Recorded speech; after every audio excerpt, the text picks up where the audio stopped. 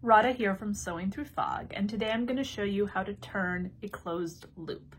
Now this can be a little bit tricky because when you sew it, you have one end closed and it can be a bit of a pain to then turn it all the way inside out. But the reason why you do that is then you get a really clean finish on one end.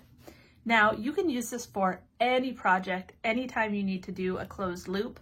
I'm showing you because in my most recent pattern, the looped wallet, you need to make a closed loop to make the pattern. So the fabric that I'm going to use today to show you is actually this really lightweight denim. And I'm using it to show that you can actually do this with even slightly or heavier weight fabrics and still get a good result. Now the only tools I'm going to use for this, besides obviously my sewing machine, is a safety pin and a chopstick. If you don't have a chopstick, you can use anything else that's pretty narrow and pointy, but not too pointy because you don't want to poke through your fabric. My pattern calls for you to cut a piece that is 6 1/4 by 2. So I'm going to do that first. So here's my little piece, 6 1/4 by 2. Normally you would just fold it in half, right sides together, stitch around.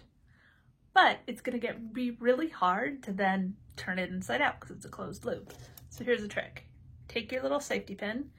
You just can't use a pin that's too big. This is kind of a normal quilting pin.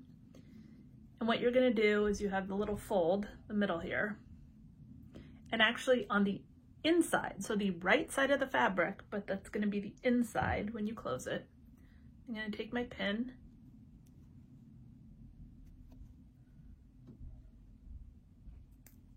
just going to pin it there head side down because I don't want it to get in the way of where I'm going to stitch.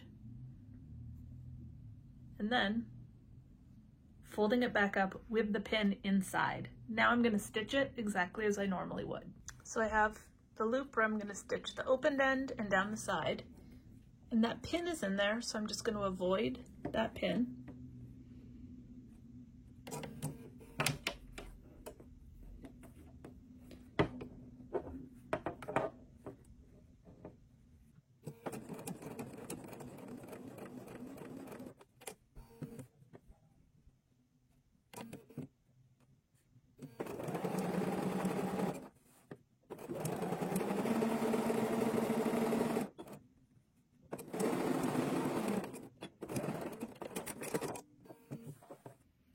So you have this sewn now on these two edges, so it's a closed loop.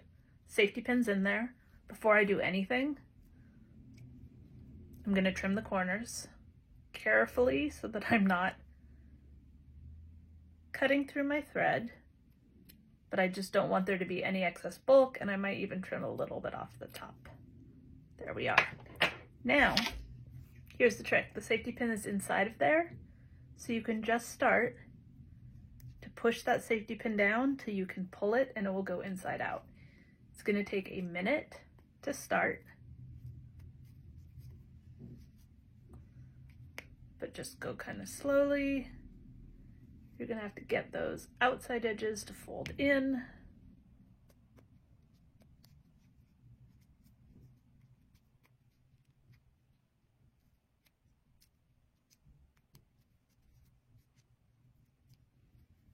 Boop.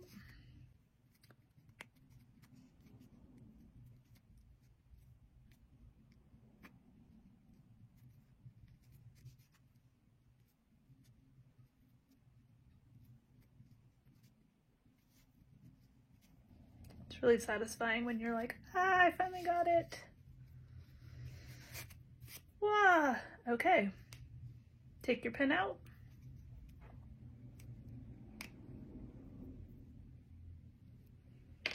Now, you have this.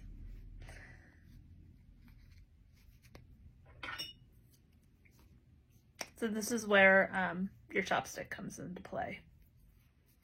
So again, you got to be careful because you don't want to poke through anything, but I'm just going to use my chopstick to get in there and just kind of push the little edges.